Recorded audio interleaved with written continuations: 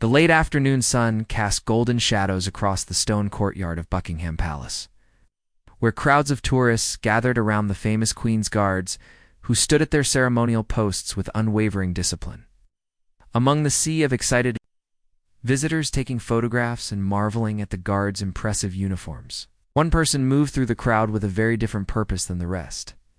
Danny Fingers Morrison had earned his nickname through 15 years of working London's tourist areas as a professional pickpocket, and at 32 years old, he considered himself an artist in his chosen field. He was a thin, unremarkable man with sandy brown hair and forgettable features that allowed him to blend seamlessly into any crowd. His clothes were carefully chosen to look like those of a typical tourist: khaki pants, a plain blue polo shirt, and comfortable walking shoes that wouldn't draw attention or make noise.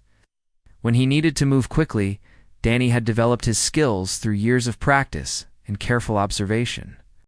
He understood crowd psychology, knew how to read people's behavior patterns, and could identify the most vulnerable targets within minutes of entering any location. His fingers were nimble and precise, trained through countless hours of practice to slip wallets, phones, and jewelry from unsuspecting victims without them ever realizing what had happened until it was far too late. The palace grounds represented some of the richest hunting grounds in all of London for someone in Danny's profession. Tourists here were typically wealthy enough to afford international travel, often carried significant amounts of cash for souvenirs and dining, and were so focused on taking pictures and enjoying their once-in-a-lifetime experience that they paid little attention to their personal belongings. Danny had worked these crowds dozens of times over the years, always careful to vary his timing and methods to avoid detection by the security personnel who monitored the area. On this particular afternoon, Danny had already scored several successful hits. His inside jacket pocket contained 2 expensive smartphones, 3 wallets with substantial cash, and a gold watch he had lifted from a distracted businessman who was too busy photographing his family to notice the light touch that relieved him of his timepiece. It had been a profitable day, but Danny's greed and overconfidence were pushing him to attempt one more score before calling it quits. As Danny surveyed the crowd for his next target, his eyes fell upon Guard Sergeant William Hayes, who stood at rigid attention near the palace's main entrance. William was an imposing figure, standing 6 feet 4 inches tall in his scarlet-red uniform, with the iconic bearskin hat adding even more height to his already commanding presence. He had served as one of Her Majesty's guards for 7 years, and his military bearing and perfect discipline had made him a favorite subject for tourist photographers. What caught Danny's attention, however, wasn't William's impressive appearance or ceremonial significance. Instead, the pickpockets experienced I had noticed something that made his pulse quicken with anticipation. Attached to William's uniform belt, clearly visible beneath his red tunic, was what appeared to be a leather wallet or document holder. The item looked substantial and expensive, and Danny's criminal mind immediately began calculating the potential value of whatever might be contained within. Danny had never attempted to pickpocket from a Queen's Guard before, but his arrogance and years of successful thefts had convinced him that he was skilled enough to pull off even this audacious crime. In his twisted thinking, the challenge actually made the potential theft more appealing. He told himself that the guards were just for show, ceremonial figures who stood still like statues and wouldn't be able to react quickly enough to catch him if he moved fast enough. The crowd around William's position was particularly dense, with families posing for photographs and tour groups listening to guides explain the history and significance of the Queen's Guard. Danny saw this as perfect cover for his planned theft. He could blend into the crowd, make his move while everyone was distracted by cameras and conversations, and disappear into the maze of tourists before anyone realized what had happened. Danny began to position himself strategically, moving through the crowd with the practiced ease of someone who understood how to use other people's movements and attention spans to his advantage. He observed the patterns of the tourists around William, noting when people moved closer for photographs and when they stepped back to get better angles. He watched for the moments when the crowd was most densely packed and when individuals were most distracted by their cameras and conversations. A family from Japan was posing for pictures near William, their teenage daughter giggling nervously as she stood next to the imposing guard, while her parents took dozens of photos from different angles. Behind them, an elderly couple from Australia was asking their grandson to take pictures of them with the palace in the background. The constant movement and distraction provided exactly the kind of chaotic environment that Danny preferred for his criminal activities. As Danny continued his reconnaissance, he noticed that William's wallet or document holder appeared to be secured to his belt with some kind of clasp or fastening mechanism. This would require a more delicate touch than his usual grab-and-run tactics, but Danny was confident in his abilities. He had picked locks, cut straps, and defeated various security measures throughout his career, and he saw this as just another technical challenge to overcome. The anticipation was building in Danny's chest as he prepared to make his move. Completely unaware that he was about to attempt the biggest mistake of his criminal career, Danny spent the next several minutes studying William's position and the flow of tourists around him with the methodical precision of a predator stalking its prey. His criminal experience had taught him that successful pickpocketing required perfect timing, careful positioning, and an understanding of human psychology that most people never developed. He watched how the guard's ceremonial stance kept him perfectly still, how his eyes remained fixed straight ahead, and how the constant stream of tourists created natural opportunities for someone skilled enough to exploit them. The leather item on William's belt appeared to be some kind of official military document case, possibly containing identification papers or ceremonial items related to his duties as a Queen's Guard. To Danny's practiced eye, it looked valuable and potentially lucrative, especially if it contained military identification that could be sold on the black market or personal items that might be worth significant money. What? Danny didn't realize, in his arrogance and criminal tunnel vision, was that he had fundamentally misunderstood both the nature of what he was planning to steal and the kind of person he was planning to steal it from.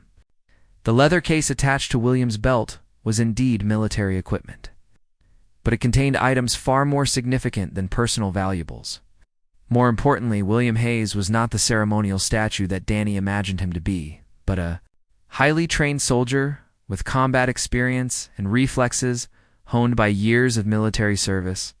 As Danny continued his preparation, he began to move closer to William's position, using the natural flow of tourist traffic to mask his approach. He had perfected a technique over the years that involved pretending to be a tourist himself, complete with pulling out his phone occasionally to take fake photographs, while actually studying his target and planning his approach route.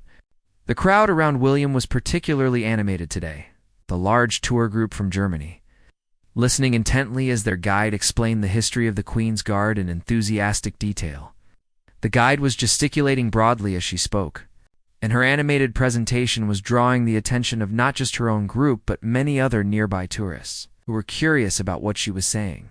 Danny saw this as the perfect opportunity. The distracted crowd, the animated tour guide, and the general chaos of excited tourists would provide excellent cover for his theft. He began to edge closer to William's position, his movements carefully calculated to appear casual and tourist-like, while actually positioning him for the perfect angle to access the leather case on the guard's belt. A family with young children had positioned themselves directly in front of William for photographs, with the parents trying to corral their excited kids while simultaneously operating their camera. The children were bouncing around with the kind of boundless energy that only young tourists in an exciting new place possess, creating additional movement and distraction that Danny could use to mask his criminal activity. Danny's heart rate began to increase as he prepared to make his move. Years of successful thefts had given him tremendous confidence in his abilities, but he had never attempted anything quite this audacious before. The thought of successfully pickpocketing from one of the Queen's Guards filled him with a sense of pride, an accomplishment that went beyond the monetary value of whatever he might steal. He positioned himself slightly behind and to the left of William's position, close enough to reach the leather case, but far enough away to maintain plausible deniability if anyone noticed his movements. Danny had learned long ago that the key To successful pickpocketing was to always have an escape route planned, and to never put yourself in a position where you couldn't claim innocent accident if something went wrong. The German tour guide was reaching the climax of her presentation, describing the rigorous training and dedication required to serve as one of the Queen's guards. Her audience was completely captivated by her storytelling, their eyes fixed on William as she gestured toward him to illustrate her points about military discipline and ceremonial duty. "These soldiers," the guide was saying in accented but clear English, "they are not just for show. They are real military personnel with real training and real responsibilities. They must maintain perfect discipline while remaining constantly alert to everything happening around them." The irony of the guide's words was completely lost on Danny, who saw only opportunity in the crowd's focused attention on William and the animated explanation of guard duties. He had tuned out the actual content of what was being said, focused entirely on the tactical advantages that the situation presented for his planned theft. Danny began to make his final approach, moving with the practiced stealth that had served him well throughout his criminal career. His fingers were already positioned and ready, his escape route mentally mapped, and his confidence at its peak. He had successfully stolen from hundreds of victims over the years. He saw no reason why this particular theft should be any different from all the others. The family with young children was still struggling to get the perfect photograph. With one of the children dropping his toy and bending down to pick it up directly in front of William, the parents were focused on managing their kids and operating their camera, creating exactly the kind of chaotic distraction that Danny had been waiting for. As Danny reached out toward the leather case on William's belt, his fingers steady and precise after years of practice, he was completely convinced that he was about to pull off the most impressive theft of his career. He had no idea that within the next few seconds, his world was about to change in ways he could never have imagined, and that his attempt to steal from a Queen's Guard would result in consequences far beyond anything he had ever experienced in his 15 years of criminal activity. The moment of contact was approaching rapidly, and Danny's confidence was absolute as he prepared to add a Queen's Guard to his list of successful victims. Danny's fingers had barely made contact with the leather case on William's belt when he realized he had made the most catastrophic miscalculation of his entire criminal career. The moment his hand touched the military equipment, he felt the guard's body tense with the lightning-fast reflexes of a trained soldier, and precision that most of the surrounding tourists didn't immediately understand what they were witnessing. William's response was instantaneous and devastating in its efficiency. Without breaking his ceremonial stance or moving his feet from their prescribed position, the guard's free hand shot out with cobra-like quickness and clamped down on Danny's wrist with a grip that felt like it could crush bone.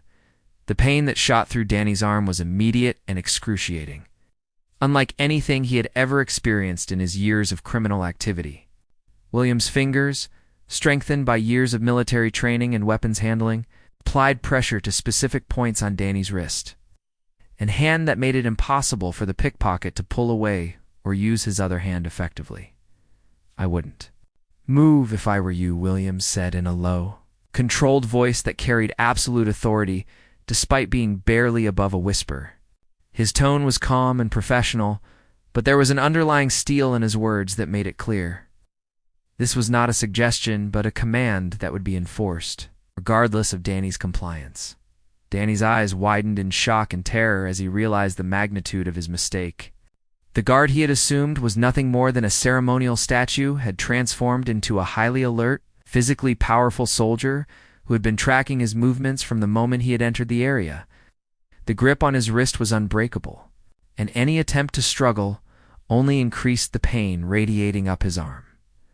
The tourists around them were beginning to notice that something unusual was happening, though most still couldn't quite comprehend what they were seeing. The family taking photographs looked up from their camera to see Danny frozen in an awkward position next to the guard, his face contorted with pain and shock. The German tour group stopped listening to their guide as they realized that the guard they had been discussing was now actively engaged in some kind of confrontation. "Ladies and gentlemen," William announced in a voice that carried clearly across the courtyard while maintaining his grip on Danny's wrist, "please step back and remain calm. Palace security is being notified of this situation."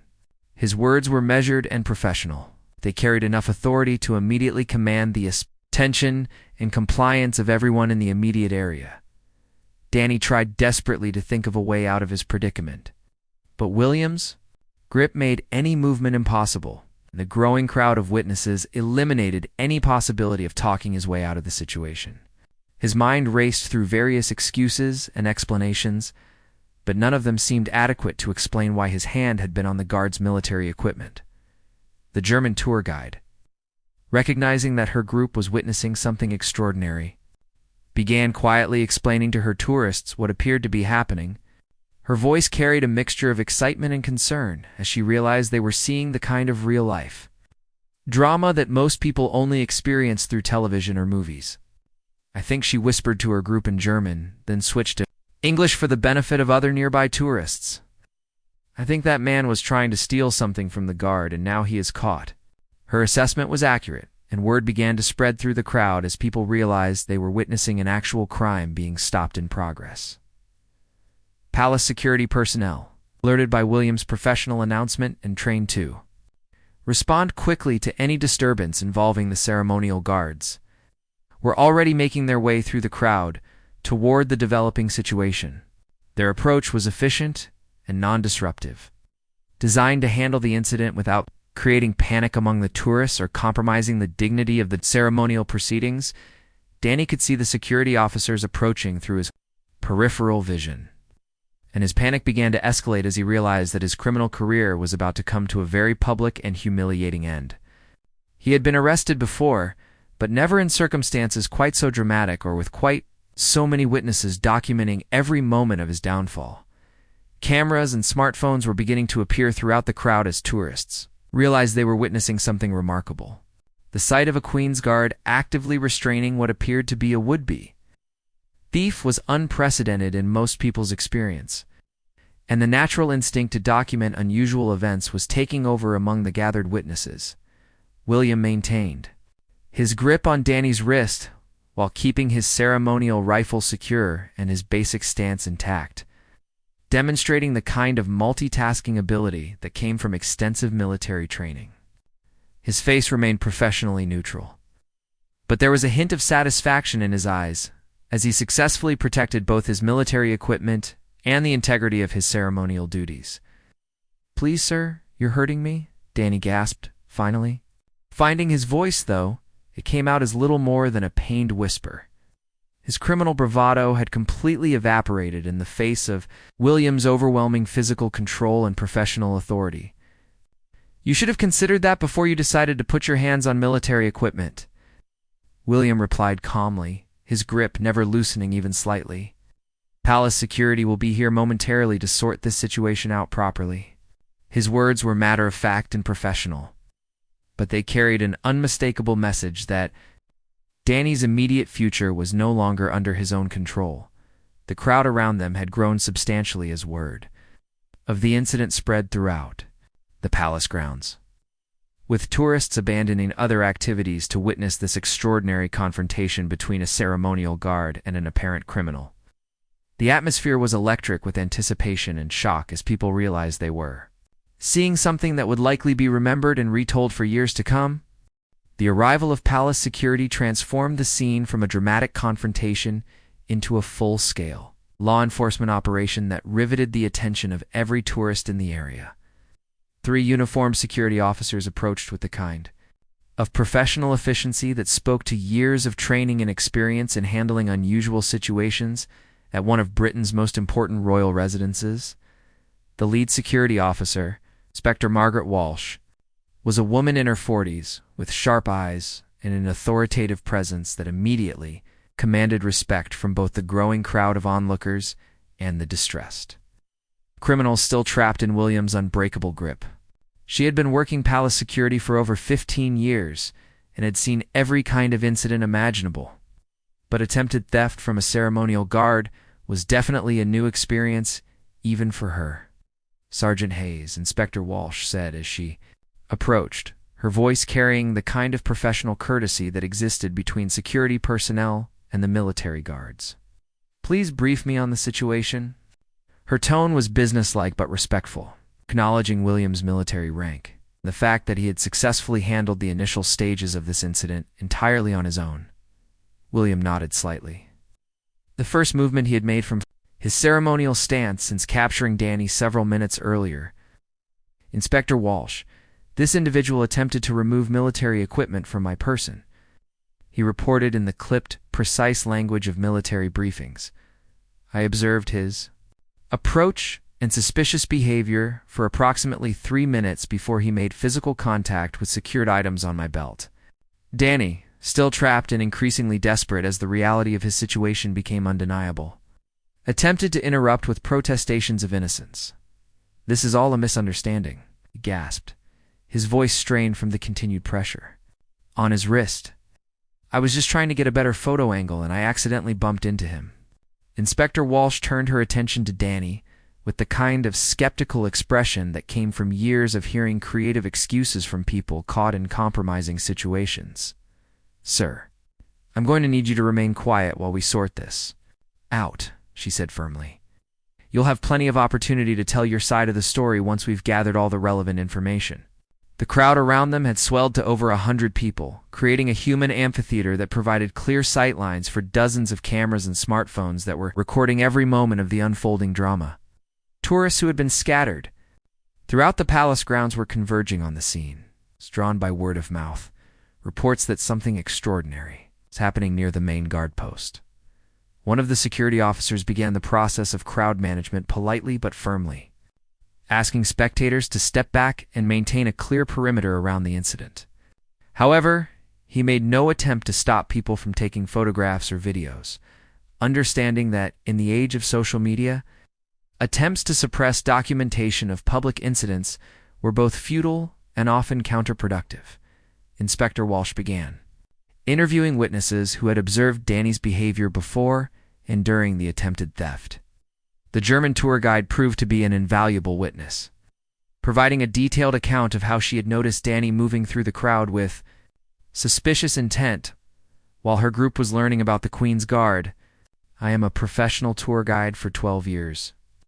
She explained to Inspector Walsh in her accented but clear English, "and I know how normal tourists behave. This man, he was not looking at the guard like a tourist. He was studying like a hunter studies prey. Very different behavior from people who come to see the ceremony and take pictures." Several other witnesses came forward with similar observations, describing how Danny had moved through the crowd differently from other tourists, how he had seemed focused on the guard's equipment rather than the ceremonial aspects of the display, and how his approach had been calculated and deliberate rather than casual and curious. The family with young children, who had been taking photographs directly in front of William, provided particularly compelling testimony. The father, a police officer from Manchester who was visiting London with his family, noticed Danny's suspicious behavior and had actually been considering whether to alert security when William had taken action. "I've been a copper for 20 years," the officer explained to Inspector Walsh, "and that bloke was definitely casing the guard for something. The way he moved, the way he positioned himself, the way he kept checking his surroundings. That's not tourist behavior, that's criminal behavior. I was just about to approach him myself when the guard grabbed him." As witness statements were being collected, one of the security officers was conducting a search of Danny's person, discovering the fruits of his earlier criminal activities throughout the day. The smartphones, wallets, and gold watch that Danny had stolen from other tourists were found in his jacket pockets, providing clear evidence of his criminal intent and professional pickpocketing activities. Well, Inspector Walsh said as the stolen items were displayed on a small table that had been brought out for evidence documentation, "it appears we have quite a bit more than just attempted theft to discuss." Her tone carried a note of satisfaction as the scope of Danny's criminal activities became apparent. The discovery of multiple stolen items created a new wave of excitement among the watching crowd as tourists began checking their own belongings and realizing that they might have been victims of the man who was now caught red-handed attempting to steal from a Queen's Guard. Several people immediately began reporting missing items, creating additional charges and complications for Danny's already desperate situation. Danny's face had gone completely pale as he watched his world collapse around him. What had started as what he thought would be a simple, if audacious theft had now exploded into a major criminal incident with dozens of witnesses. Multiple charges and clear evidence of his guilt spread out for everyone to see, William maintained his grip throughout the entire investigation process, his military training allowing him to remain alert and ready for any attempt by Danny to escape while simultaneously serving as a living demonstration of the discipline and professionalism that defined the Queen's Guard. His handling of the situation had been textbook perfect, and the growing crowd of spectators were witnessing a masterclass in military bearing under pressure. As Inspector Walsh prepared to formally arrest Danny and transport him for further questioning, the crowd began to realize that they had witnessed something truly remarkable, not just the capture of a criminal, but a perfect example of how the ceremonial guards, who protected Britain's royal heritage, were far more than decorative figures in elaborate uniforms. The formal arrest of Danny Morrison became a spectacle that none of the assembled tourists would ever forget. Inspector Walsh read him his rights with the kind of professional precision that turned a dramatic confrontation into a textbook example of British law enforcement in action. The crowd of onlookers watched in fascination as handcuffs were applied and Danny was officially taken into custody, his criminal career ending in the most public and humiliating way possible. Daniel Morrison, Inspector Walsh, announced clearly, for the benefit of the recording devices that were capturing every moment, "You are under arrest on suspicion of theft, attempted theft, and possession of stolen property. You do not have to say anything, but it may harm your defense if you do not mention when questioned something which you later rely on in court. Anything you do say may be given in evidence." A formal recitation of the police caution created a moment of profound gravity that seemed to resonate through the entire crowd. For many of the international tourists present, this was their first direct experience with British law enforcement procedures, and the professional manner in which the situation was being handled left a lasting impression of competence and fairness. As Danny was led away by security personnel, his head hanging in defeat and his earlier criminal confidence completely shattered, the crowd began to process what they had witnessed. The transformation from routine tourist experience to dramatic criminal justice demonstration had happened so quickly that many people were still trying to understand exactly what they had seen. William, finally released from his security duties related to the incident, began the process of returning to his ceremonial stance. However, before resuming his official position, he took a moment to address the crowd that had gathered around his post. His words would be recorded by dozens of cameras and shared millions of times on social media platforms around the world. "Ladies and gentlemen," William announced in a voice that carried clearly across the courtyard, "thank you for your patience and cooperation during this incident. I hope this demonstration has helped illustrate that the Queen's Guard takes our protective responsibilities very seriously, whether dealing with ceremonial duties or real security threats."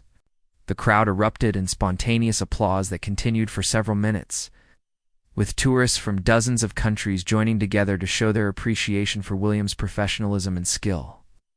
The applause was genuine and heartfelt, born from witnessing something extraordinary that had transformed their understanding of what the ceremonial guards really represented.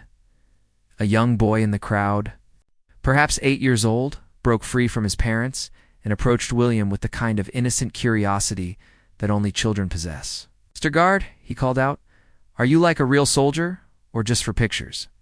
His question drew chuckles from the surrounding adults, but it represented exactly what many people had been wondering.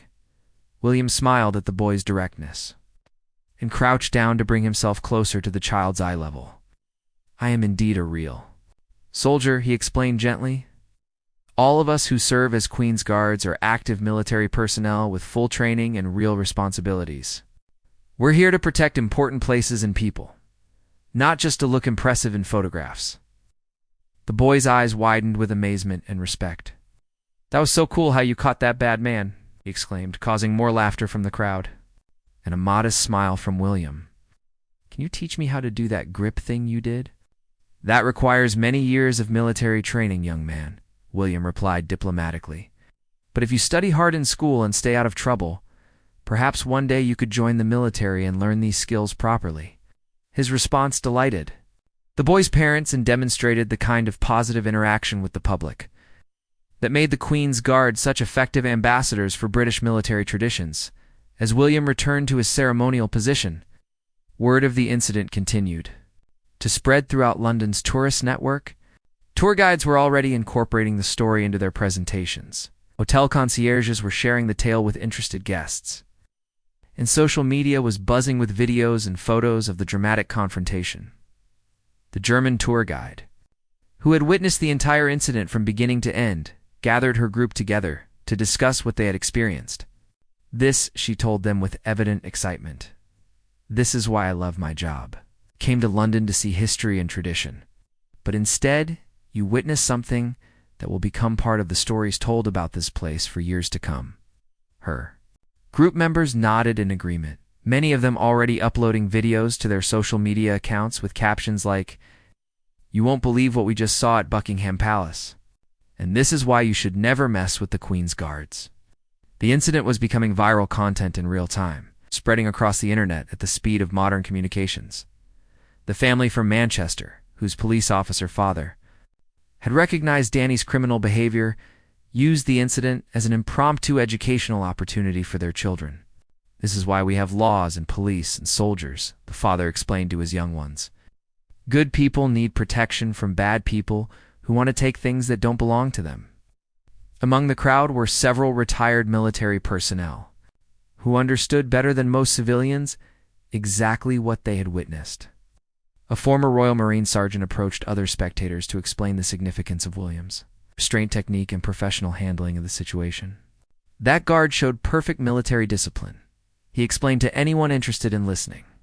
He neutralized the threat, secured the area, maintained control of the situation, and followed proper procedures throughout.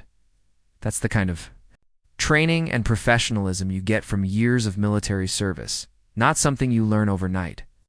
As the afternoon wore on and normal tourist activities resumed around the palace grounds, the story of Danny's failed attempt to pickpocket a Queen's Guard continued to grow and evolve. News crews arrived to interview witnesses. Social media influencers created content about the incident, and travel bloggers began writing articles about the unexpected drama they had witnessed. The incident had transformed from a simple criminal act into a cultural phenomenon that would be remembered and retold for years to come. Danny Morrison, whose criminal career had ended in such spectacular failure, had inadvertently created one of the most widely shared stories about the Queen's Guard in recent memory. For William Hayes, turning to his ceremonial duties after, such an extraordinary interruption felt almost anticlimactic. However, he carried with him the satisfaction of having successfully protected both his military equipment and the dignity of his position while providing an unforgettable demonstration of what the Queen's Guard truly represented to all who serve in the British military. 3 months after the incident at Buckingham Palace, the ripple effects of Danny Morrison's spectacular failure continued to resonate far beyond what anyone could have anticipated. What had begun as a single moment of criminal miscalculation had evolved into a cultural touchstone that changed lives, careers, and perspectives in ways both profound and unexpected. Danny himself sat in his small prison cell at HMP Pentonville, serving an 18-month sentence that had been handed down. After he pleaded guilty to multiple charges of theft and attempted theft, the judge had been particularly unsympathetic, noting that Danny's attempt to steal from a ceremonial guard represented not just criminal behavior, but a fundamental disrespect for British military traditions and national heritage. The viral nature of his arrest had made Danny something of a celebrity within the prison system, though not the kind of fame he had ever wanted. Fellow inmates alternately mocked him for his spectacular failure and showed grudging respect for his audacity in attempting to pickpocket.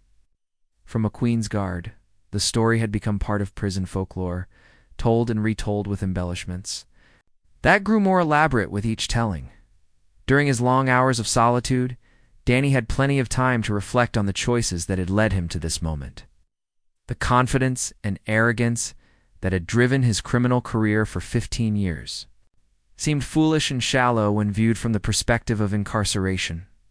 He found himself wondering what his life might have been like if he had channeled his observational skills and manual dexterity into legitimate pursuits instead of criminal ones.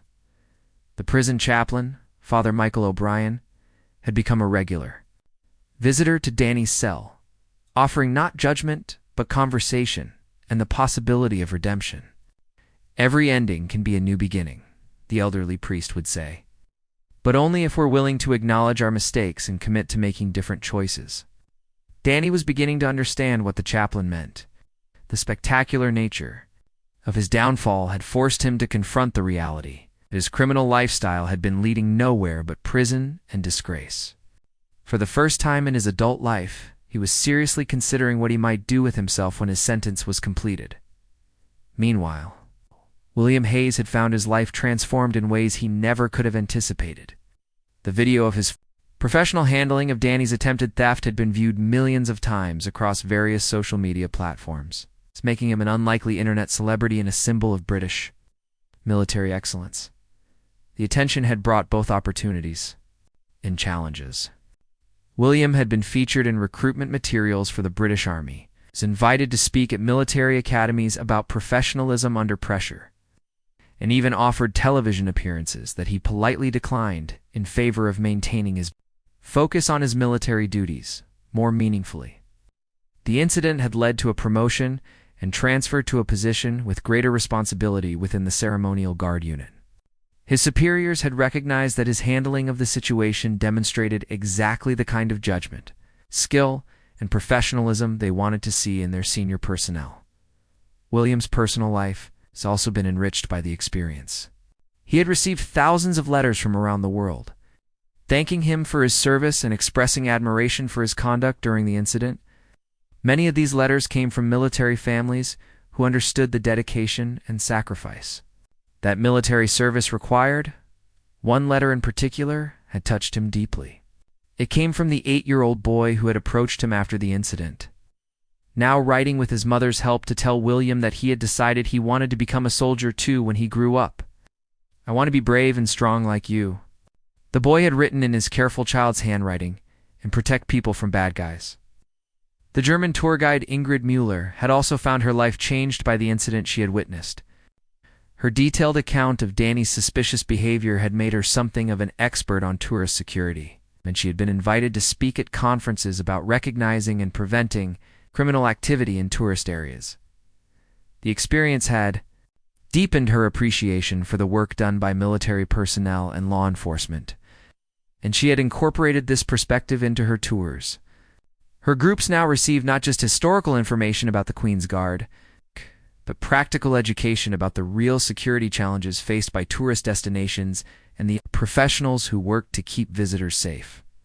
Inspector Margaret Walsh had used the incident as a case study in her training programs for new security personnel, demonstrating the importance of quick thinking, professional cooperation between different security services, and effective crowd management during unusual situations.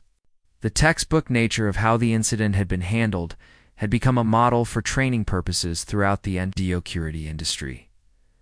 The tourists who had witnessed the event found that the NDO-security event that the experience had given them a deeper appreciation for the complexity and professionalism of British institutions.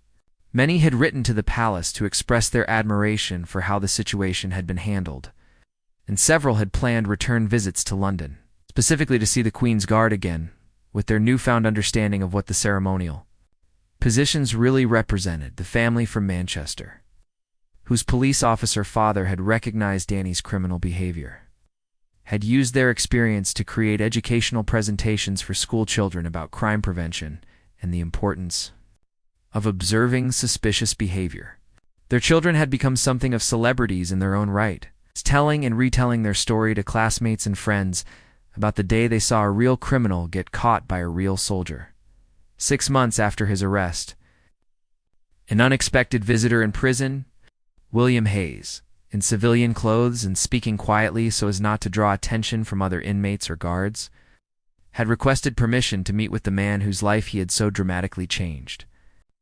"I wanted to see how you were doing," William said simply, as they sat across from each other in the prison visiting room. "I know this has been a difficult time for you, and I wanted you to know that I don't bear any personal grudges about what happened. Danny was initially suspicious of William's motives, wondering if this was some kind of psychological tactic or attempt to gather additional information.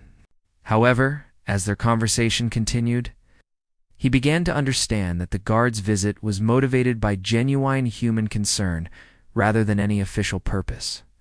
I keep thinking about what the chaplain says about second chances, Danny admitted after they had been talking for nearly an hour. I've been a thief for so long that I'm not sure I know how to be anything else. But sitting in here has given me a lot of time to think about whether that's really who I want to be for the rest of my life. William nodded thoughtfully. The military taught me that people can change if they're willing to put in the work, he said. It won't be easy, especially with a criminal record. But it's not impossible if you're serious about wanting a different kind of life. Their conversation lasted for 2 hours, covering topics ranging from the practical challenges of reintegrating into society, after prison, to the philosophical questions about redemption and second chances that had occupied Danny's thoughts during his months of incarceration. As William prepared to leave, he made an offer that surprised both of them. When you're released, he said, if you're serious about changing your life, I know some people who work with ex-offenders to help them find legitimate employment. It's not charity, and it's not easy work, but it's honest work for people who are ready to earn it. Danny accepted the offer with a mixture of gratitude and trepidation. The idea of legitimate employment, after 15 years of criminal activity, seemed both appealing and terrifying. But he was beginning to understand that his current path led nowhere. He wanted to go. The story of Danny Morrison and William Hayes had become more than just an amusing anecdote about a failed pickpocket and a vigilant guard. It had evolved into a parable about choices, consequences, and the possibility of redemption that resonated with people far beyond those who had witnessed the original incident. In classrooms around the world, teachers used the story to discuss everything from criminal justice to military service to the importance of making good choices. In military training facilities, instructors used William's example to demonstrate professional conduct under pressure. In rehabilitation programs, counselors used Danny's story to illustrate both the consequences of criminal behavior and the possibility of choosing a different path. The viral video of the incident continued to be shared and discussed, but over time, the focus had shifted from the dramatic spectacle of the arrest to the deeper questions about justice, redemption, and the kind of society people wanted to live in. For Danny Morrison, sitting in his prison cell with 8 months remaining on his sentence, the future remained uncertain, but no longer hopeless. The man who had once taken pride in his criminal expertise was slowly learning to take pride in different things, the books he was reading, the job skills he was developing through prison programs, and most importantly, his growing understanding of the person he might become if he chose to be someone different. For William Hayes, now serving with distinction in his expanded role within the ceremonial guard unit, the incident had become a defining moment that illustrated everything he valued about military service, professionalism, dedication, and the protection of others. He continued to serve with the same quiet dignity that had made him effective that day at Buckingham Palace, knowing that every day brought new opportunities to demonstrate what military service really meant. The story of their brief but transformative encounter continued to ripple outward, touching lives and changing perspectives in ways both large and small. It had become a reminder that single moments can define entire lives, that choices have consequences that extend far beyond their immediate circumstances, and that even the most dramatic failures can become the foundation for entirely new beginnings. In the end, Danny Morrison's attempt to pickpocket a Queen's Guard had failed spectacularly in its criminal objectives, but it succeeded in ways he never intended. It had created a story that would be remembered long after both men were gone. A story about the complexity of human nature, the importance of second chances, and the enduring power of choosing to be better than we were yesterday.